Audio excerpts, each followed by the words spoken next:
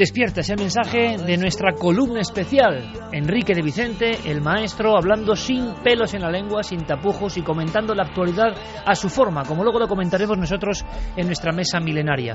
Por cierto que siempre con el trabajo de Diego Marañón y Guillermo León, es impresionante, por ejemplo, el número de descargas en las plataformas de iTunes o de ebooks, e incluso también batiendo récords la propia columna, solo la columna de Enrique, en descargas. En fin, de lo más escuchado de España, solo la columna de Enrique. No me extraña. Mensajes que han llegado en esta parte del dossier, decíamos, historia novelada absolutamente real, pero tratada pues con la emoción y el drama que requería la ocasión, ¿no? Habíamos oído retazos muchos de esta historia, pero como en todo, nos habíamos perdido quizá una esencia importantísima. Pues vamos con los mensajes. Ernesto Herrero dice: me fascina este tema, yo tenía 10 años, ya leí el libro y he visto la película varias veces, ejemplo de la fuerza que puede llegar a tener el ser humano en circunstancias extremas. Felicidades por el programa. Noemí Suárez: yo no volvería a ser la misma, si sobreviviera a algo así, me refiero, no volvería a dormir. Claude Rains: he sobrevolado 4 veces los Andes, en todo ese sentido el mismo escalofrío, imaginando lo que pudo ser ese infierno. Blanca: no sé qué será más traumático, comer a tus amigos para sobrevivir o verlos morir de semejante manera, sobre todo siendo tan jóvenes. Supongo que las pesadillas les deben de atacar de vez en cuando. Chris Sanz: imaginad la situación, qué duro tiene que ser dejar de lado toda la moral y prejuicios, eso o morir. Mariposa delirante: qué paradójico, la muerte de unos le salvó la vida a otros. Nurilla Sánchez: traumatizante de por vida para los supervivientes, no lo quiero ni imaginar. Roser dice: escuchar que te dan por muerto, que no van a buscarte y tener la suficiente fuerza y valor para tomar decisiones tan duras. Aixa desde Valencia dice: me ha encantado la historia desde el silencio, siempre me pareció terrible y al mismo tiempo impresionante la vivencia de estas personas desde que vi la película Viven. Es increíble cómo solo en una circunstancia así se toma conciencia de lo verdaderamente importante en la vida y de lo poderoso que es el ser humano. Esta historia es un relato de lucha y superación, pero no tan solo de las adversidades a las que tuvieron que enfrentarse esos chicos, sino de superación de sí mismos. Pilar Carrillo dice: para muchos es fácil decir que no comerían carne humana, la verdad es que en una situación así no se sabe cómo podría reaccionar, si dejarte morir o luchar contra todos los prejuicios para salvar la vida. Tremenda historia la que les tocó vivir a estos chicos. Voy a pedir a mis amigos un titular, como si fuese un mensaje de los que envía la audiencia, de resumen de esta historia, ¿no? De qué es lo que más les impresiona de esta historia. Porque nos hemos quedado, hablábamos en la tertulia, evidentemente, junto a Noel, junto a Fermín, todo el equipo, hablábamos fuera de las capas de las historias, pero es que esto vale para cualquier elemento. Quedarnos en lo de la carne, evidentemente es que es muy fuerte, pero no trascender a ello también puede ser un pecado, entre comillas, ¿no? Hay mucho de ritualística, hay mucho de prejuicios y también hay mucho de ver esta historia en lo puramente biológico. Alguien absolutamente convencido de las leyes evolutivas dirá que el organismo tiene que sobrevivir. Lo que no se cuenta tanto, y me parece interesante, es que personas muy descreídas, por ejemplo, en el ámbito de la religión, sufrieron, me lo recordaba el compañero Pérez Campos después de revisar toda la bibliografía de Pueblo, por ejemplo, sufrieron auténticas epifanías, sufrieron reencuentros con lo divino, sufrieron reencuentros con eso que es superior a nosotros y que les dio esa fuerza en el momento exacto, y por eso empezaron a surgir, por la trampilla del cerebro, esas historias de misterios, que algunos pueden reírse de ellas, pero resulta que fueron la chispa, el impacto, la luz concreta que les hizo decidir por un lado de la balanza. Por tanto, qué importante es eso en el ser humano. Auténticas epifanías en ese momento. Y uno dice, puede pensar que si hay un Dios, si hay una deidad, si hay un orden en el mundo, ¿por qué me toca esta tragedia terrible? Nosotros que vivimos bastante bien, dirían los chicos del equipo de rugby, de un nivel económico importante, esto que está ahí arriba nos ha mandado esta tragedia. Y sin embargo, en mitad de ese dolor, desde el silencio, muchos conectaron con la luz del misterio, que les hizo creer en cosas tan extraordinariamente bizarras para algunos, como ese enigma que sigue ocurriendo en las montañas de Cantabria, en Garabandal. Don Santiago Camacho, si usted tuviera que hacer uno de esos tweets, ¿qué pondría? Si yo tuviera que hacer un tuit, me quedaría sobre todo con el acto de generosidad enorme en esa situación terrible y traumática de esas personas que le dijeron a sus compañeros: si mi cuerpo sirve para que vivas, tómalo. Y recordar que ese acto de generosidad está al alcance de todos y que hay mucha gente que está viviendo gracias a que otras personas han donado su cuerpo. Así que haceros donantes de órganos, que básicamente es lo mismo, y podéis salvar una vida con vuestro cuerpo que ya no os hace falta. El tuit puede ser una buena sección para algunos temas, ¿eh? El tuit de Santiago Camacho. ¿El de Clara? Pues yo creo que estos jóvenes, además que les pilló a todos, vamos, una juventud plena, tuvieron que elegir entre vivir y morir, así de claro. Y hubo quien murió, yo creo que porque se rindió, y quien, pese a todo, dijo hay que seguir adelante. Y de hecho, estos jóvenes, hoy ya no tan jóvenes, todos ocupan cargos muy destacados en la sociedad.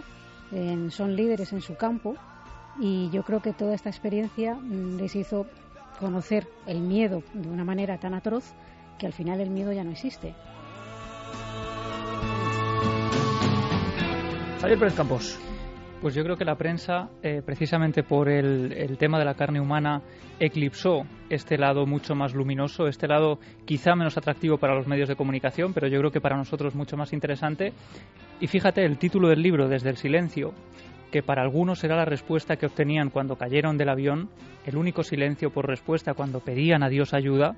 Ellos creían que o no estaba o miraba hacia otro lado, y sin embargo gente como Eduardo Strauch o como Fernando Parrado, que es otro de los que viven una especie de epifanía en ese lugar, piensan y llegan a la conclusión de que quizá el silencio no era la respuesta, el silencio era el medio para obtenerla.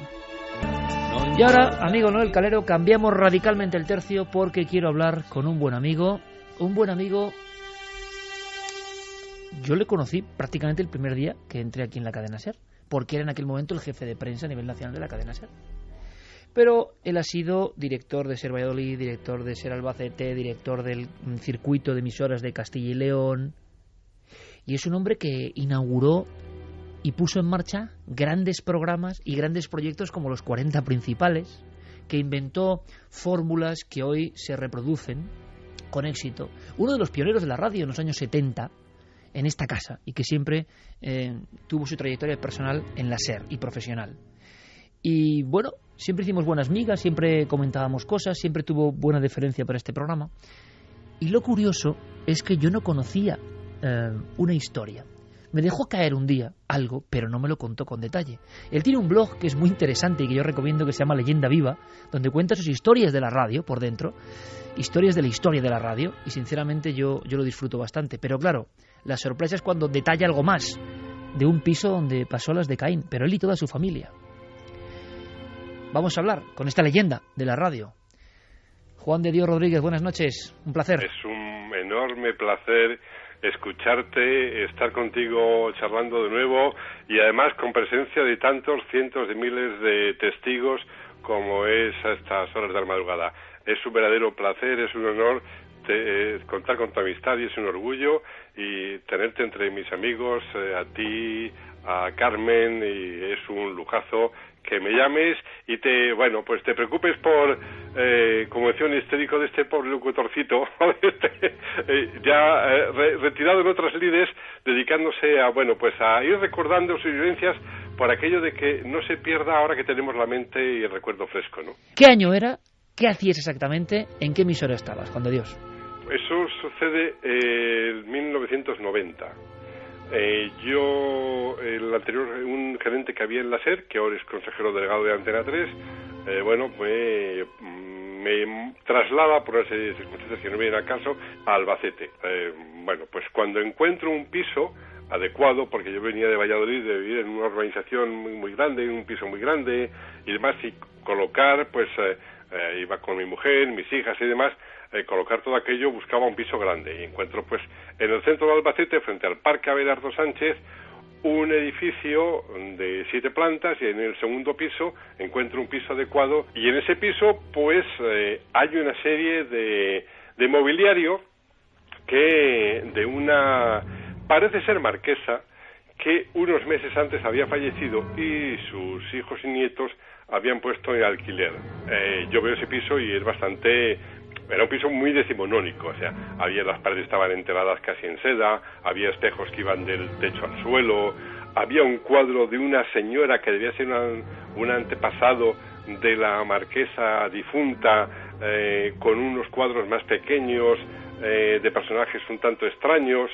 Y bueno, pues en el salón, en el centro del salón, había una mancha que, según me contó a mí el conserje, se debía a un medicamento que estaba tomando esta señora y que el último día, antes de fallecer, se cayó ahí y esa mancha quedó, aparecía, desaparecía, la limpiábamos. Bueno, el caso es que yo pedí que cambiaran toda la decoración de la casa, quitaran todo el mobiliario y demás, y eso lo hicieron. Dejaron solamente en un cuarto, en el que había nada más entrar a la izquierda, el resto de mobiliario que no se podían llevar por la premura de mi traslado. Y bueno, pues allí nos ubicamos. Bien, entramos en la casa y al cabo de 2-3 semanas, pues tenemos que hacer un viaje de vuelta a Valladolid para cerrar temas pendientes, y cuando volvemos voy a recolocar las cosas de las crías, de mis hijas, no sé qué, mi mujer ayudándome, y voy a entrar en el cuarto de baño para preparar el baño de ellas y no puedo entrar. Que no puedo entrar en el baño, no puedo. Hay como una fuerza que me impide abrir la puerta. Yo consigo dar un empujón muy fuerte y me encuentro que estaba un espejo destrozado debajo de la puerta. A ver si lo consigo explicar bien.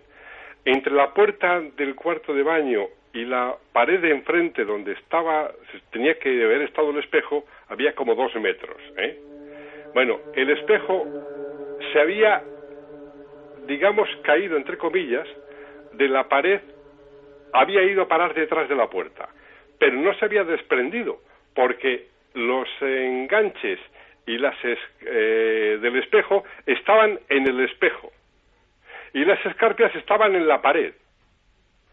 Y si se hubiera desprendido el espejo, hubiera dejado una marca en los lavabos que había debajo, del golpe de caer, y luego, pues, cristales en los lavabos y demás.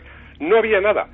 Todo estaba roto detrás de la puerta. Me extraña muchísimo, llamo a Paloma, a mi mujer, le digo, fíjate, oye, este espejo se ha caído, digo, es enorme, y además, si tenía 4 anclajes, ¿cómo puede?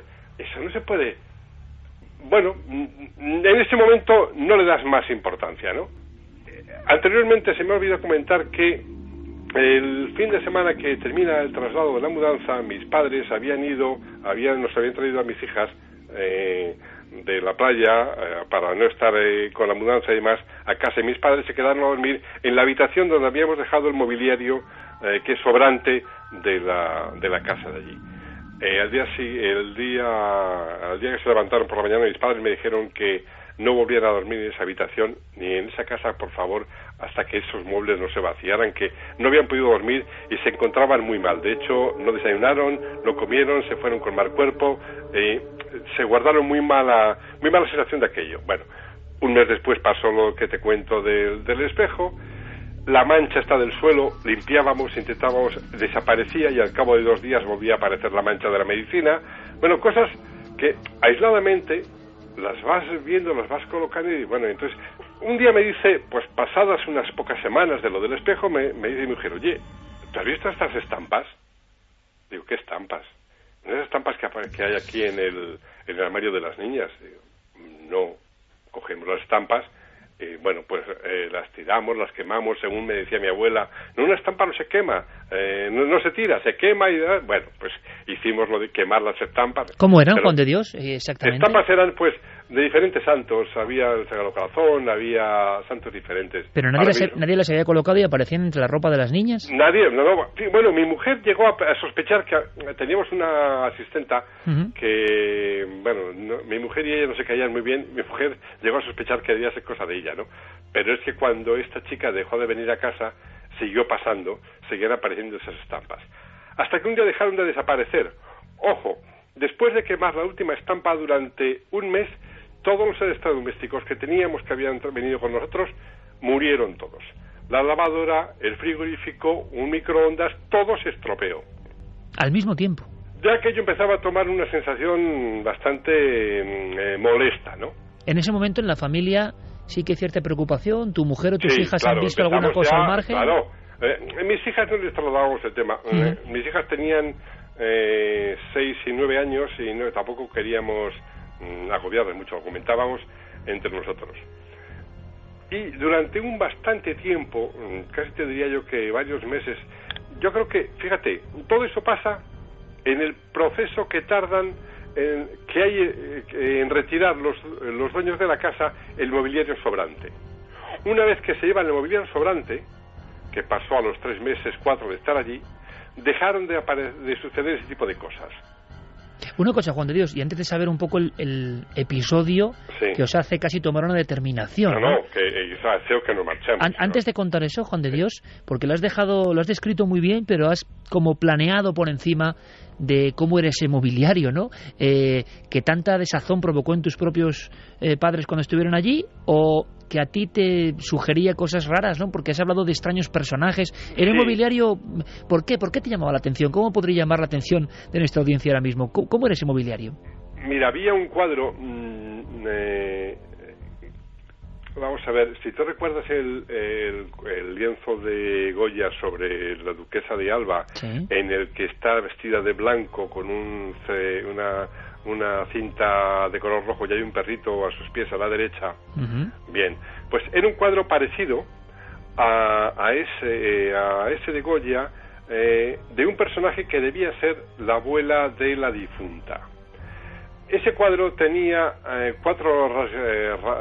estaba roto, estaba rasgado en distintas zonas y tenía varios orificios de bala, que según nos contaron debido a la guerra civil sufrió ese cuadro mucho por inclemencias, por la guerra y demás, ¿no? Había en una mesilla 2 cuadros de 2 personajes bastante siniestros, 2 personajes que parecían como hermanos mellizos o gemelos, de aspecto vestidos de negro, aspecto muy siniestro, barba afilada, bastante inquietantes, ¿vale? Bastante inquietantes. Había otro personaje, un militar, esto era como de busto, que tenía medio cuerpo de armadura, en una posición, una mirada un tanto desafiante, unos ojos claros, muy desafiantes. Llevaba el sombrero puesto. Desde el principio del siglo XX debía ser el personaje y demás. Bien. Y había una estatua de baquelita de un guerrero con un arco como a punto de disparar una flecha, ¿no? Bueno, eran personajes, eran situaciones, todo que, bueno, pues para la gente que debe vivir ahí tenía su recuerdo, su momento o su significado, pero eran cuando menos inquietantes y molestos y desagradables si tú lo veías. Lo has descrito como hombre de radio. Estábamos viendo los cuadros, no es por nada, ¿eh? A estas horas, hasta la madrugada, estábamos viendo los cuadros, y yo, que soy de familia de anticuarios y galeristas, sé el enigma tremendo de esos cuadros, donde uno se pregunta muchas veces de dónde vendrán, quiénes serán estos personajes, por qué miran de esta forma, ¿no? El misterio un poco del arte. Pero entonces, ¿qué pasa? Nos marchamos a la noche de autos, la noche en la que, y no es ninguna película, pero suena a familia que prácticamente determina que ya no sigue más allí. ¿Qué pudo pasar, Juan de Dios? Mira, lo que pasa aquella noche es algo tan sencillo y tan breve como que a las 3 de la mañana se enciende un aparato de radio que no tiene cable de red ni pilas. ¿Os despierta en la noche? Nos despierta a las 3 de la mañana con las señales horarias del boletín de las 3 de la mañana. Normalmente ese aparato de radio tenía FM, onda media, onda larga, onda corta y una frecuencia aérea con la que a veces por la noche nos distraíamos, mi mujer y yo, escuchando pues conversaciones de pilotos cuando iban a aterrizar en la base de los Llanos, porque tenía una frecuencia, era un aparato de radio que ella había comprado en Inglaterra, y era de un aspecto un tanto, bueno, como de guerra, un aspecto bélico el aparato, era de estos como de tipo de aparato de radio negro con muchas frecuencias, muchas bandas, ese tipo de aspecto, ¿no? Bien, ese aparato de radio hacían varios años que ya no funcionaba, de hecho pues ya no poníamos pilas, y en el proceso de la mudanza pues no sé qué tipo de avería se produjo que decidimos quitarle el cable y lo dejamos como elemento decorativo pues en el salón de casa. Bueno, era un aparato de radio que era como un mueble, es como si de repente pues a las 3 de la mañana se pone a sonar un armario, pero a sonar un armario no que haga ruido, sino que el armario cuenta un programa de radio. Pues lo que sucedió a las 3 de la mañana de esa madrugada fue que de repente se enciende un aparato de radio Digo, me dice mi mujer, ¿dejaste el equipo de música? Digo, no, si no, además no tiene programador. Fui a ver y veo que ese aparato de radio está sonando. ¿Y cómo es esa ida a ver, Juan de Dios? Es decir, cuando te vas dando cuenta de que eso está ocurriendo. Voy pensando que es eso. Entonces voy por el pasillo y cuando llego al salón digo, coño, si no es el equipo, si es... Pero, llamo a mi mujer, Paloma, mira, estaba sonando ese aparato de radio. Bueno, doy botones, pero botones que no reaccionaban porque efectivamente no tenían ningún tipo de función, ningún botón, hasta que... A buen volumen, además estaba escuchando eso. Claro, sí, bueno, ya te digo, nos despertó. Yo no sé qué toqué, porque toqué a todos los botones y se paró. Me vuelvo a mi mujer y le digo, chata, mañana nos vamos de esta casa, buscamos otra. ¿Y hicisteis eso? Efectivamente. ¿Jamás volviste al lugar? No. Fíjate, hace un par de años pasé por Albacete para ver antiguos amigos y demás. Pasé por delante de la casa, miré al edificio, pero no me atreví ni a hacer fotos. Estoy contando esto y me está dejando una sensación de angustia porque fue... Ahora he contado todo, te estoy contando algo que pasó en un proceso de año y medio. Los 3 primeros meses fueron los que concentraron mayor cantidad de acontecimientos y nos habíamos olvidado de todo hasta que sucedió eso de repente aquella noche, ¿no? Lo curioso, Juan de Dios, es que, y le daba vueltas, esa sensación que tú tienes, esa especie de hormigueo, de inquietud, de extraña emoción, es el misterio. Al final, el misterio es eso, ¿no? Porque uno sabe perfectamente lo que ha vivido, uno sabe por qué lo cuenta, en este caso entre amigos, y uno sabe que tiene esa certeza, piense cada oyente lo que piense o lo que crea. Curiosamente, Juan de Dios, y esto quiero decírtelo, en el desarrollo de lo que nos has contado varios clásicos absolutamente importantes de casos más o menos, no muy conocidos, pero que se han repetido en ocasiones, ¿eh? Ahora, a mí me parece que hay una lectura como de señal curiosísima, y es que a un hombre que ha dado su vida por la radio, un hombre que ha amado la radio, un hombre que vive la radio, un hombre que escribe de radio, y resulta que lo que le ocurre es que a las 3 de la mañana un aparato de radio, sin estar conectado a nada, le habla. Me parece, por otro lado, maravilloso también, ¿no? Bueno, claro, es que, mira, me estás poniendo la piel de gallina al hacer ese símil. Efectivamente, o sea, mi trabajo profesional siempre ha sido en la radio, siempre ha sido en la SER. Pero por encima incluso de la SER, digo, es la radio. Es decir, gracias a la radio he conocido a la gente que he conocido, gracias a la radio tengo una amistad que tengo contigo, gracias a la radio conocí a mi mujer, tuve mis hijas. La radio efectivamente ha sido para mí el todo en esta vida desde que tengo un punto de racionalidad tolerable, ¿no? Yo quería contar esta noche en Milenio 3 con un buen amigo que conocí desde el inicio y que siempre hemos tenido esa buena química, y un hombre de radio, con todo lo que significa, ¿no? Entonces, qué curioso, yo di un brinco al leer tu blog diciendo, es la radio la que habla, la radio antigua que vuelve, ¿no? Que no importa ni la electricidad, no importa nada para la magia de este medio. Hemos tenido a Juan de Dios Rodríguez, todo una personalidad en el mundo de las ondas en España, todo un corredor de fondo también, sacando adelante un sinfín de empresas, de emisoras que hoy funcionan. Y yo quiero agradecértelo muchísimo, compañero, por este granito de arena de una historia de misterio y de radio, y que al final no hemos convertido tanto en miedo, sino en curiosa señal, ¿no?, que ha guiado nuestra vida. Te lo agradezco muchísimo y recomiendo Leyenda Viva a todo el mundo que quiera aprender de la radio por dentro. Juan de Dios, un abrazo grandísimo, amigo. No sabes cómo te agradezco tu llamada, tus palabras, ese abrazo a través de las ondas que nos enviamos mutuamente, porque es el que más dentro nos llega. Un abrazo muy grande, un besazo a Carmen, otro para Alma, y adelante, chavales. Gracias, Juan de Dios. Hay una iniciativa de 3 congresistas estadounidenses y un montón de familiares de víctimas de los atentados para que esas 28 páginas, que es el único material tanto del FBI como del Congreso, el Senado, etcétera, etcétera, que permanece clasificado, es decir, el único material que permanece clasificado de las investigaciones oficiales del 11S son esas 28 páginas, hay una iniciativa para que se contenido. Pero aún así ha hecho unas declaraciones en las que dice, yo tenía que pararme cada 2 páginas para replantearme toda la historia de los últimos 15 años y asimilar lo que estaba leyendo. Volvía a leer otras 2 páginas y tenía que volverme a parar porque esas 2 páginas me volvían a cambiar todo lo que había asimilado antes. Y por eso creo que el pueblo estadounidense tiene que conocer lo que ponen esas 28 páginas. ¿Qué pueden poner? Hay varias especulaciones a raíz de, digamos, lo que se ha filtrado. La más fuerte sería que implicaría a agentes del gobierno de Arabia Saudí en la preparación y la perpetración de los atentados. Eso sería grave porque el gobierno de Arabia Saudí es aliado de los Estados Unidos, lo cual reabriría otra vez las teorías de conspiración sobre el autoatentado. Es más, parece ser que podrían implicar a informantes, no agentes del FBI, pero sí personas que trabajan se ganan la vida como informantes del FBI, también en el ámbito de las personas que ayudaron a los terroristas del 11S. No sabremos si esta iniciativa tendrá éxito. En 2003, 43 senadores estadounidenses pidieron formalmente que se desclasificasen esos papeles y eran 43 senadores y no lo consiguieron.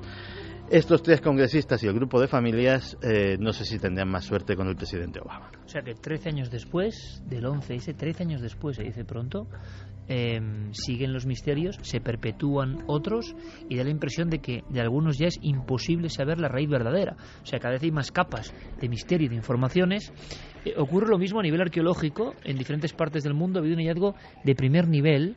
Nos lo cuenta Diego Marañón. Compañero, buenas noches. Hola, Iker, buenas noches a todos. Hablan de una especie, claro, como siempre ocurre, ¿no? Cuando uno ve las fotografías son como muy confusas, es como una especie de gran boomerang de piedra que sobresale o algo así, pero ¿qué secreto hay dentro?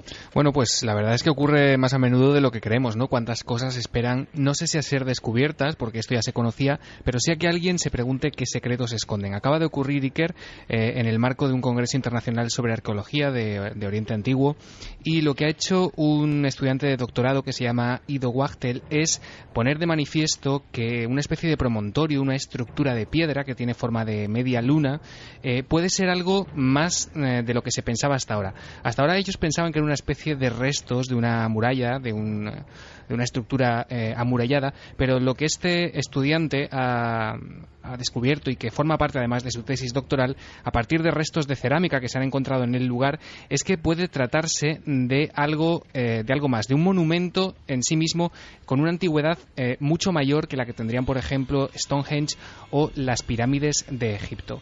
Las hipótesis que se barajan en estos momentos son 2.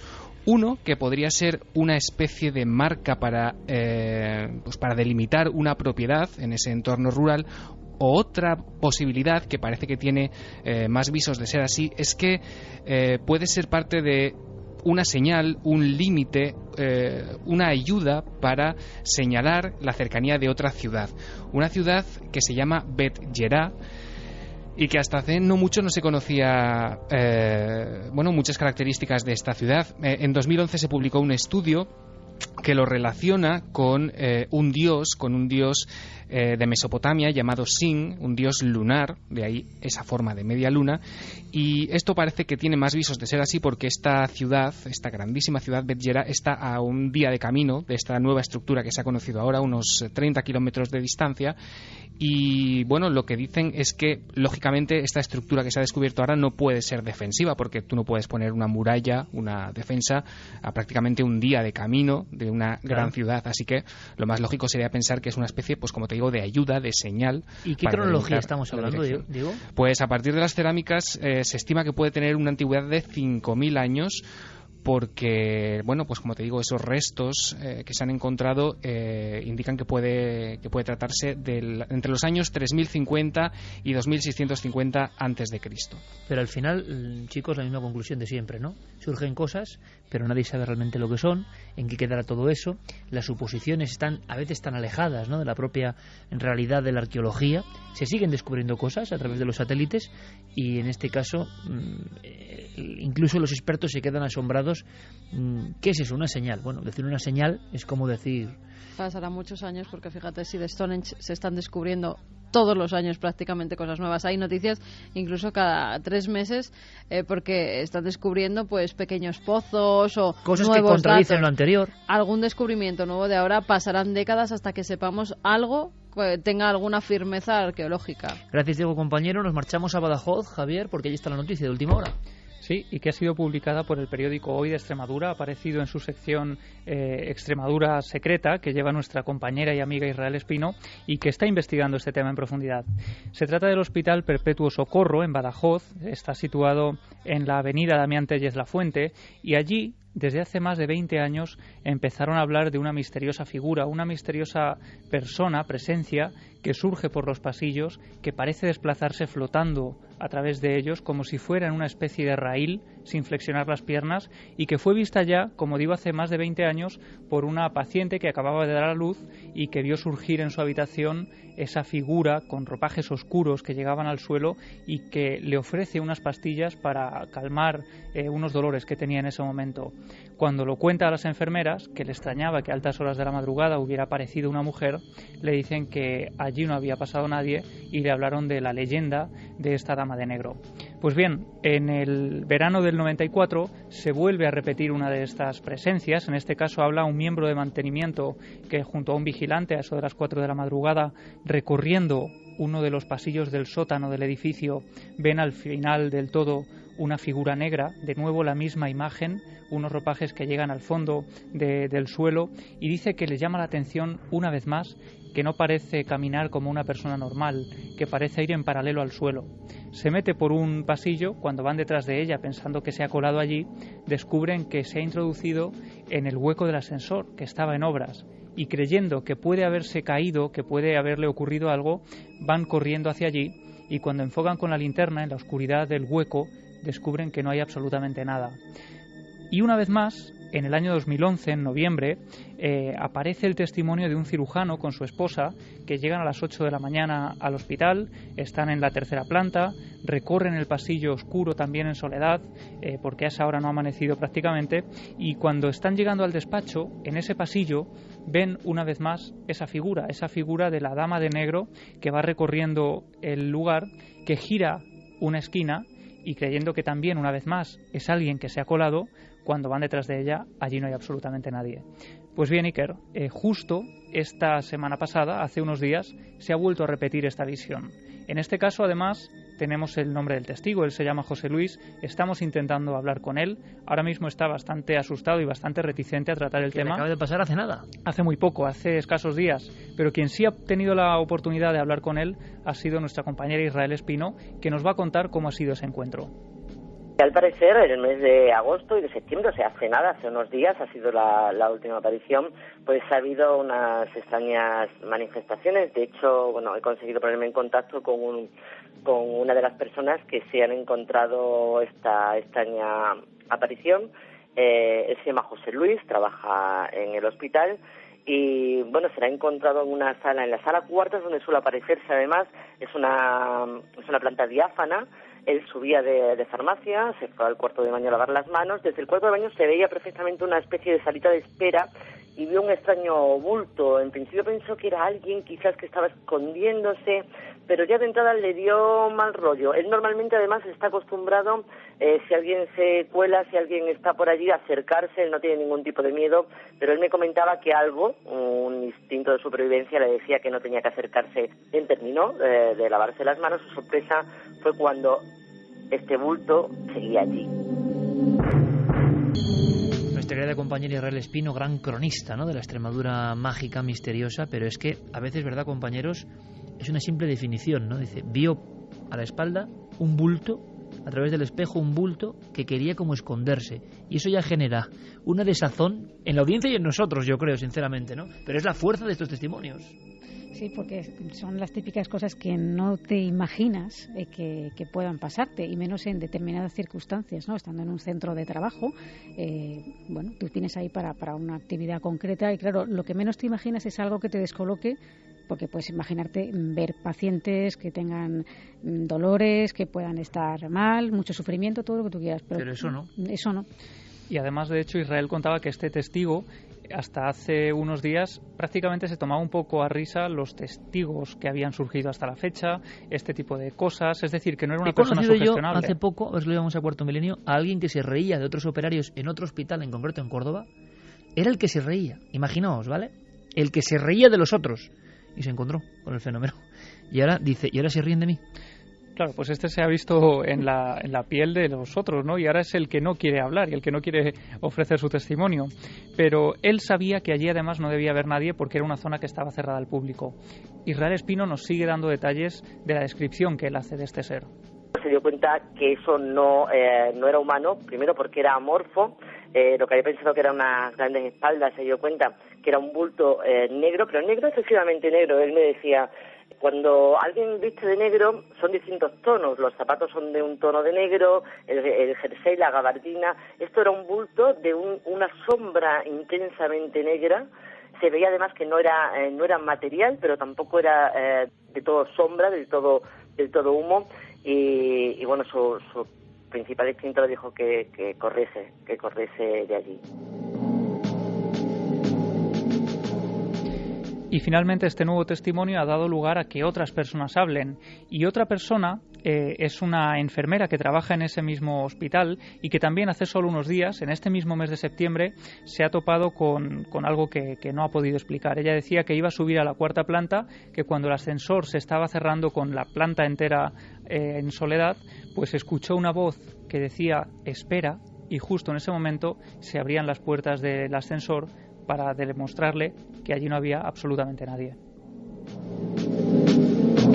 Clásico entre los clásicos, ¿no, compañeros? Es decir, historias que se vienen contando en hospitales que tienen que ver con una especie de monja, de religiosa, de aparecida que hemos escuchado 1000 veces. Quizá no que lo hemos escuchado tantas veces, lo que no hemos escuchado con tanta asiduidad es lo que ha pasado, aunque nos lo cuente brevemente Clara, en Utah, en el estado de Utah, que tiene que ver, por desgracia, también con unas raíces más escabrosas, ¿no? Sí, casi policíaco, ¿no? Porque esto ha ocurrido este verano, cuando una mujer llamada Joana Aeosana, de origen africano, se muda a una casa aparentemente ideal con su hijo pequeño.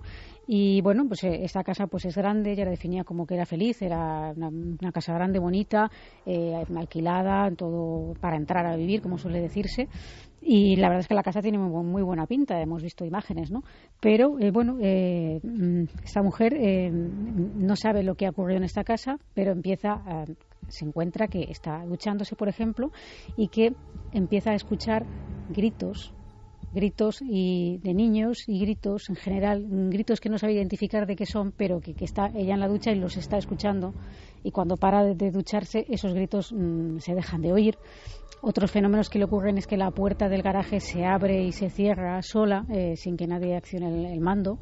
Y incluso esto me dejó un poco fría, ¿no?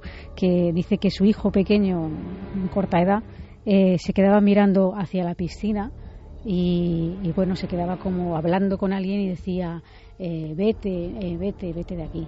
Además, ella tenía la sensación de constantemente sentirse vigilada por alguien o por algo.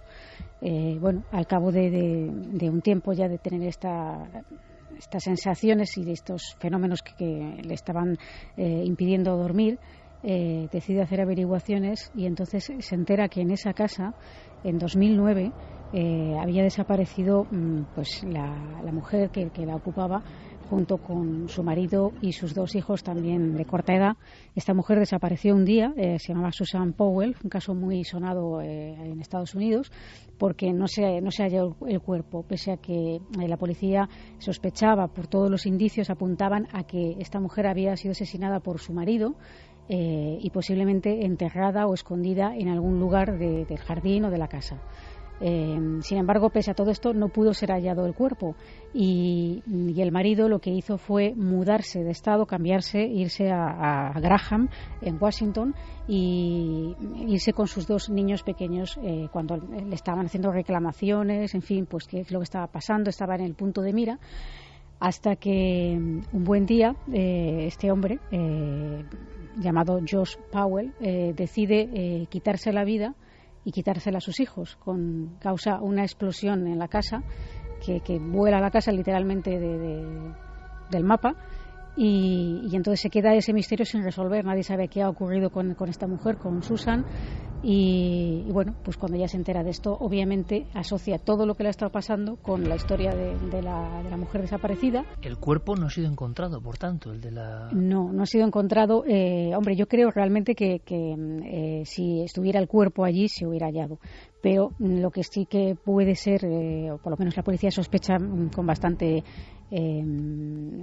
indicios, es que Susan desapareció en esa casa, es decir, que ella no salió de esa casa, esa mujer murió allí. Habrá que seguir la pista de esta historia, ¿no? Porque desde luego, una vez más, ya no hay que acudir a los clásicos, sino que los clásicos se revivifican, por fortuna para los que seguimos el misterio, pero por desgracia para estas vidas. Nos marchamos prácticamente con una música que conocéis perfectamente.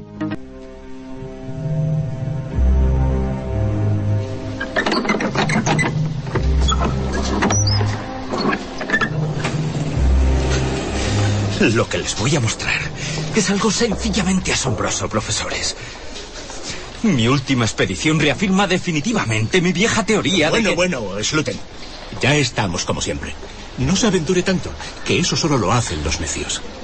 Unas pocas figurillas no pueden demostrar científicamente la existencia de ese lugar prodigioso que, según usted, existió hace miles de años. Comprenda nuestro escepticismo. ¿No opina usted lo mismo, don José? El profesor titular de Arqueología de la Universidad de Cádiz, Pedro Batavia, y el catedrático José Ruiz Arreche se miraron con gesto de complicidad. Era la enésima vez que les visitaba aquel hombre entusiasta y nervioso, cargado de cajas y fardos polvorientos. Corrían los años 20. Por desgracia, queridos amigos, la ciencia hace tiempo que no se calza las botas en los campos de excavación. Otro gallo nos cantaría si lo hiciera. Miren, aquí está. Miren esto. Díganme ahora mismo lo que piensan, por favor. La mano temblorosa del joven Alberto Sulten sostenía una figura de aspecto inquietante. Una especie de pájaro de bronce con cabeza de hombre, tocada con un casco reluciente. El rostro amenazante, con rasgos arcaizantes, muy primitivos, y unos ojos almendrados vacíos de pupilas. Interesante. ¿Una estatuilla fenicia, tal vez? Parece más bien algo etrusco. ¿Un diablo o un genio maligno? No. Ni fenicio ni etrusco, ni nada que se le parezca. Señores, saben bien que esta es la muestra viva de que en la zona costera al oeste de Cádiz se estableció hace 7000 años una civilización que... Basta. No estoy dispuesto a escuchar más tonterías. Don Adolfo, por favor, déjenos de suposiciones y conjeturas. Está más que demostrado por profesores competentes y titulados que en esas extensiones no pudo haber cultura tan primitiva. No sea usted esotérico, por favor. No se salga de la norma. Ustedes no han estado allí jamás. ¿Me equivoco? Hacer ciencia desde los despachos está muy bien, pero eso no explica la cantidad de restos de unos hombres y mujeres muy primitivos que nada tiene que ver con lo que la arqueología oficial nos cuenta. Hay que reescribir la historia. Lo que faltaba. ¿Insinúa acaso que hay otra arqueología además de la oficial? Me parece que peca usted de visionario, señor. Más le vale que deje aquí esas piezas y se retire a descansar por un tiempo prudencial. Ya, comprendo. Miren, no seré titulado como ustedes, pero inocente tampoco. Mis figuras se vienen conmigo. No me haga dar una referencia negativa de su estado mental. Tenga en cuenta que un escrito mío le puede llevar directamente a un lugar muy desagradable. Nosotros catalogaremos sus revolucionarios hallazgos como se merecen. ¡Ni se les ocurra! Esto es producto de mi esfuerzo, de mi fe en encontrar esa verdad que ustedes niegan. Son ustedes el freno para la verdadera ciencia. Apoltronados y enquistados, solo hablando de referencias lejanas. Atrofiados para la exploración, sin aportar nunca nada. Vacíos de sentimiento ante el descubrimiento. Pero ¿quién se cree que es usted para hablarme en ese tono? ¿Cómo osa dirigirse así a todo un catedrático? A partir de este instante, dé por concluidas todas sus excavaciones en la zona colindante a la marisma. Hubo un mundo perdido aquí mismo, y ustedes no quieren verlo. Pero las pruebas, aquí están, en mis propias manos. Sluten, deje ahora mismo esa caja sobre la mesa. Esta vez ha llegado usted demasiado lejos. ¿Alguacil? Sí, a mi despacho. Venga inmediatamente. Adolfo Sulten fue sacado por la fuerza de la cátedra de arqueología. Arrastrado por los guardias, aún se resistía vociferando y sin separar la vista de su entrañable cubo, repleto de misteriosas figurillas. Aquel que no volvería a tocar jamás. ¡Suélteme! Algún día se descubrirá lo que hoy les dije. La maravillosa isla que fue llamada Atlántida y que tuvimos tan cerca en la tierra de los tartesos. Y ese día, aunque yo ya no esté aquí, será recordado por las generaciones del futuro. ¡No lo olviden, miserables! Tal y como ordenaron los profesores, aquellas estatuillas de mirada perdida quedaron allí, lejos de su legítimo dueño. Algunas tenían formas fantásticas y representaban dioses y demonios, no catalogados hasta el momento. Otras parecían ser fusiones imposibles de hombres y animales. Cuentan los más viejos del lugar que esa misma madrugada alguien las bajó a escondidas hasta lo más profundo de un húmedo sótano, donde acababan siempre todas las piezas que no encajaban con la lógica. Una habitación oscura repleta de viejas cajas de madera sobre las que se escribía siempre a mano y en rojo la misma orden que nadie osaba desobedecer. Prohibido consultar. Estoy investigando el suceso y que han comunicado la noticia a algunos medios de información mundial, hablaban de rayos en bola.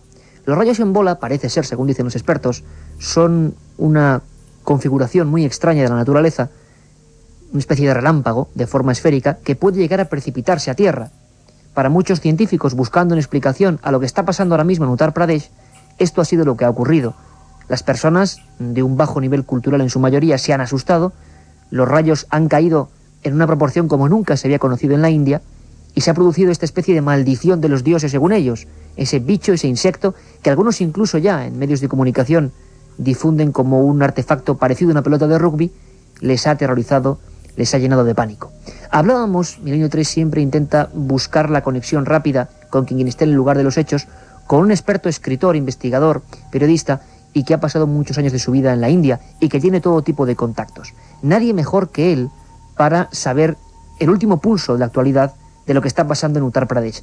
Les recuerdo, 11 víctimas, personas, algunas de ellas niños, matándose o matando a sus semejantes por miedo a esta especie de histeria colectiva surgida en algunas regiones de Uttar Pradesh, en la India. Esta misma semana ha habido nuevas muertes. Preguntábamos a este hombre, a Robert Goodman, qué estaba pasando, qué ocurría, cuál era la última hora. Y esto es lo que contestaba a los micrófonos de Milenio 3. Bueno, mira, desde hace más o menos medianos del mes, yo creo que el primer ataque que se produjo era alrededor del 18 de agosto. Entonces, en el norte de la India, en el estado de Uttar Pradesh, muchos poblados están siendo víctimas de un extraño ataque aéreo, de que según algunos testigos es un objeto no identificado en forma de esfera que emite luz rojo y azul y luego ataca a la gente en la cara, produciendo quemaduras y arañazos, ¿no? Quemaduras y arañazos. Varios físicos, incluso enviados desde Estados Unidos, intentan trabajar sobre el terreno para saber qué clase de fenómeno natural, explicable, ha provocado semejante brote de pánico entre los habitantes de Uttar Pradesh. No hay respuestas, la verdad es que no hay respuestas, y esto nos recuerda, y lo hablaremos en un programa especial en nuestro horario habitual ya de los domingos de 10 a 11, lo que ocurrió en Brasil a principios de los años 80, un fenómeno idéntico. La diferencia siempre es la cultural, la diferencia es cómo el ser humano interpreta los fenómenos con los que se enfrenta. En este caso ocurrió en diversos puntos de la región norte de Brasil, en algunos estados muy concretos, donde diversos campesinos aseguraron haber sido atacados por luces de forma ovalada, de pequeño tamaño, en completo silencio, que se aproximaban y dejaban marcas evidentes de quemaduras. Tan es así que algunos de los medios más importantes de los estados de Paraná o Belo Horizonte sacaban en sus portadas dramáticos titulares hablando de las luces vampiro de la Amazonía. Un día les prometo que haremos un programa con testimonios desde allí de lo que ocurrió y con el investigador, el periodista que mejor ha investigado esos hechos, Pablo Villarrubia Mauso, que ya ha estado esta temporada, ya ha estado en los micrófonos de Milenio 3. Fue un caso que, como siempre ocurre, desapareció. El enigma, la explicación, lo que fuese, lo redujo a cero a nivel informativo.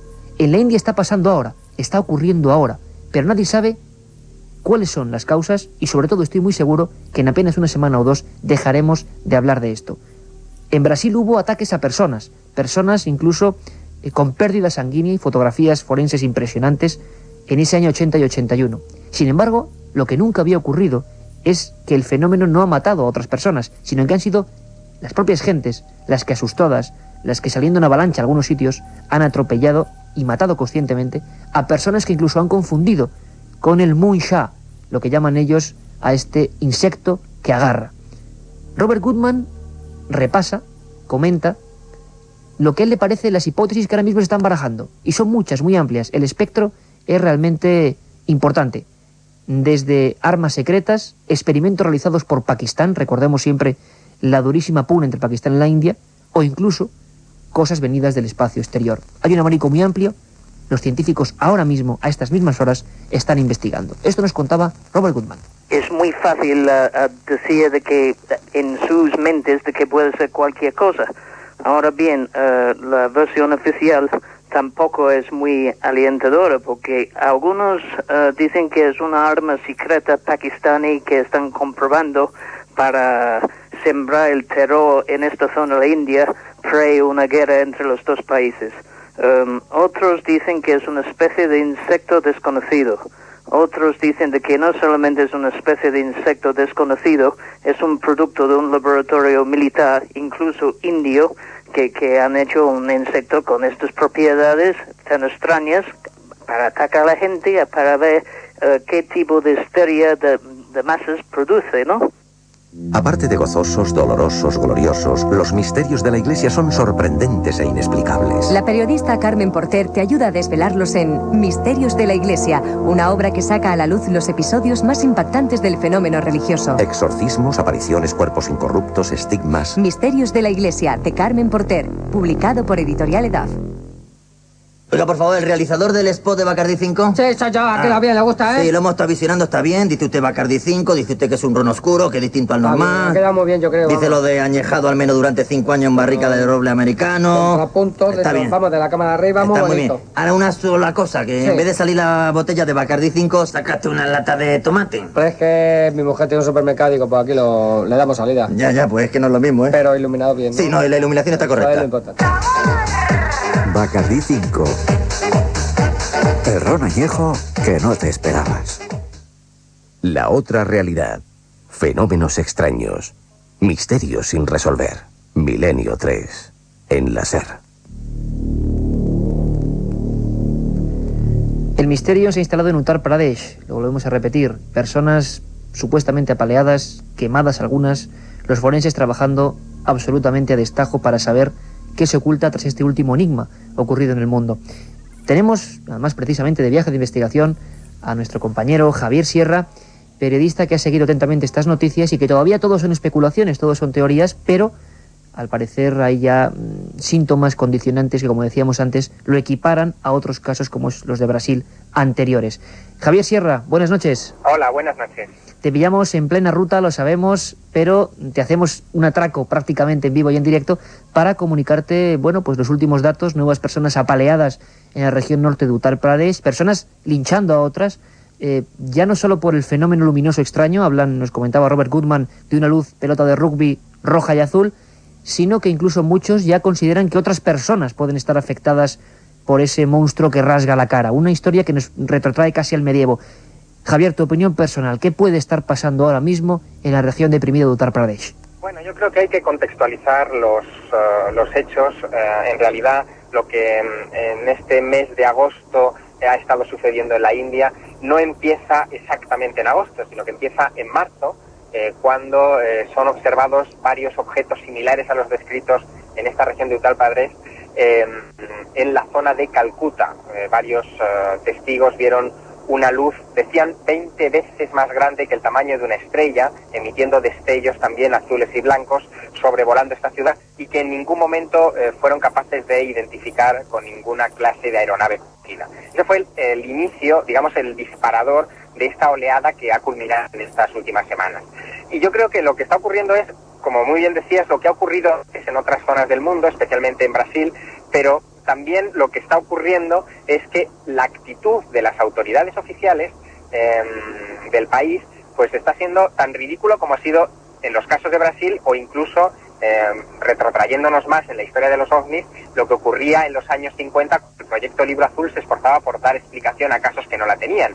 En los años 50 se hablaba de que los ovnis eran un gas de los pantanos, una explicación muy famosa. En el caso de Pradesh se está hablando de un insecto extraño que es el que está causando estas afecciones en la piel, obviando absolutamente las descripciones de estas bolas luminosas que sobrevuelan estos poblados.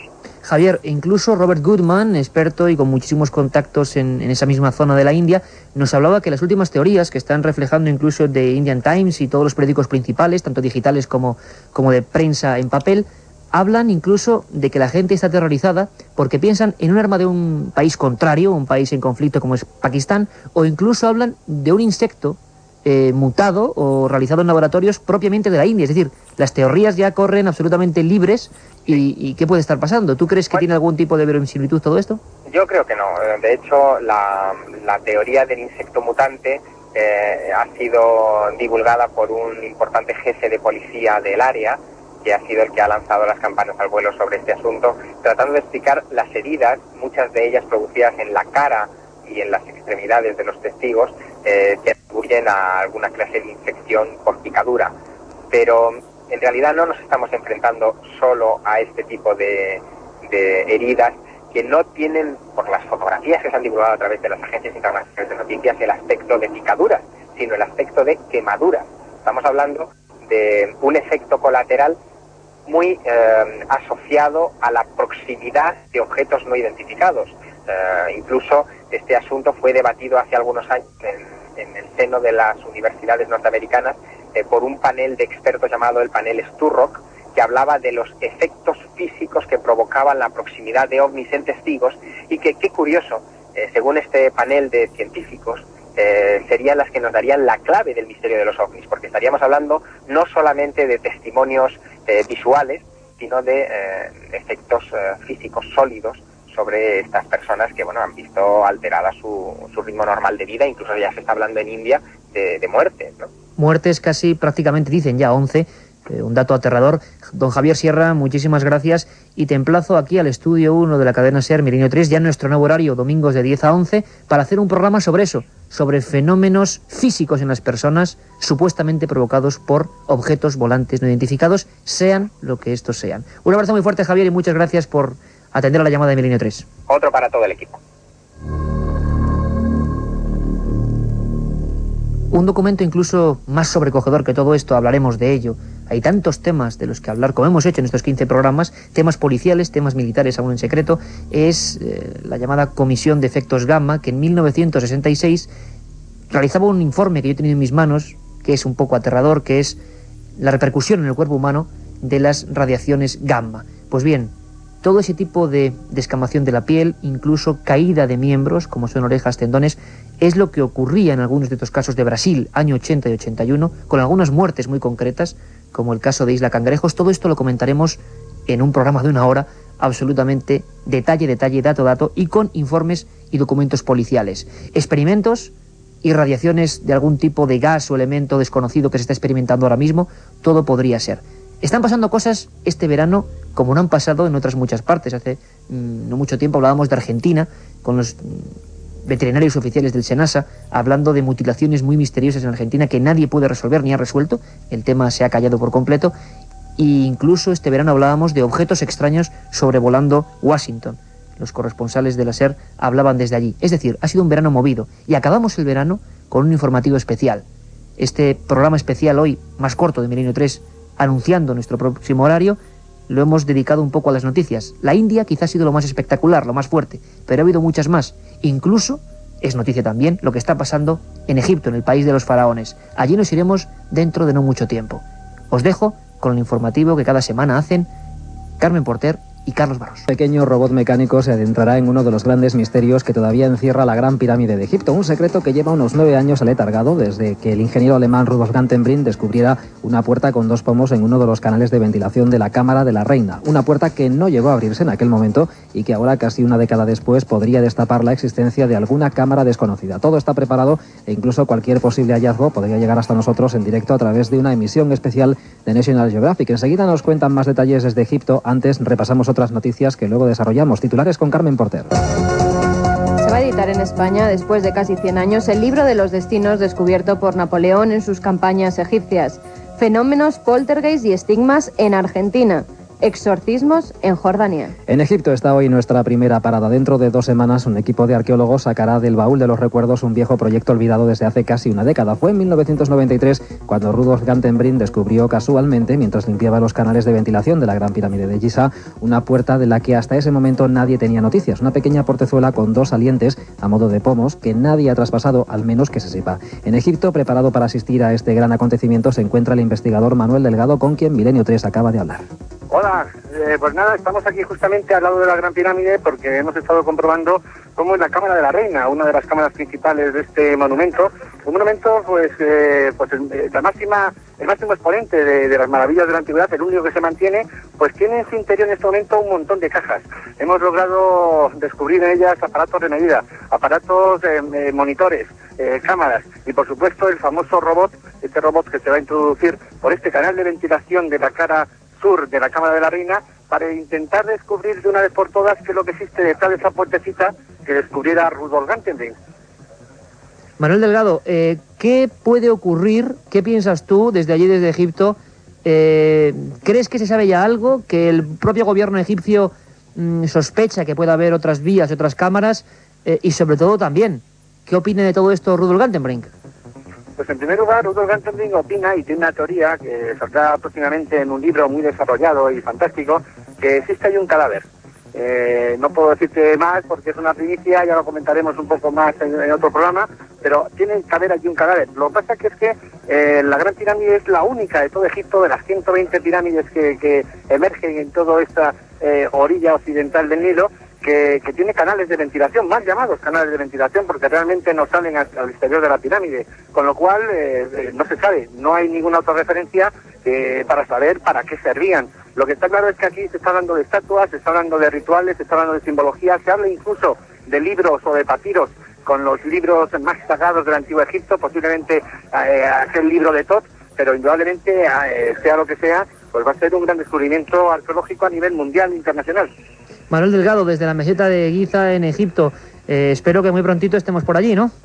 Pues están todos permisos preparados, Iker, para hacer ya algo serio. Seguir estas noticias desde el punto donde se producen, noticias que pueden cambiar incluso la historia.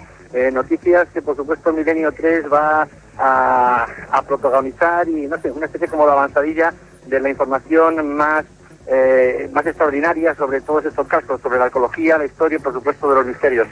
Milenio 3 estará en Egipto y en Egipto seguimos. Arqueólogos y franceses y egipcios han encontrado en el fondo del mar Mediterráneo las ruinas del puerto de Heraclión, el primero al que llegaban los barcos en el Antiguo Egipto. Los restos se encuentran cerca del Golfo de Abukir, al este de la mítica Alejandría. El tesoro hallado está compuesto por decenas de artefactos que datan de hace más de 2000 años y que incluyen 2 estatuas monumentales, varias inscripciones conmemorativas y miles de joyas, amuletos y monedas. También se localizaron los restos de una muralla y la base de un templo, con varias esculturas de deidades egipcias, a las que también adoraban los comerciantes y colonizadores griegos. Entre las figuras descubiertas destaca una de 5 metros de altura que representa al dios Api, divinidad del río Nilo. Una editorial de Jaén va a editar el libro de los destinos. Se trata de un pequeño manual cuya última edición en España se remonta al año 1904. Casi 100 años después podremos tener nuevamente en nuestras manos este libro de predicciones que consultaba el mismísimo Napoleón antes de tomar alguna decisión importante. Nos lo cuenta desde nuestra redacción en Andalucía, Leticia Prieto. Cuenta la historia que un soldado de Napoleón encontró el texto en un pergamino que arrancó de las manos de una momia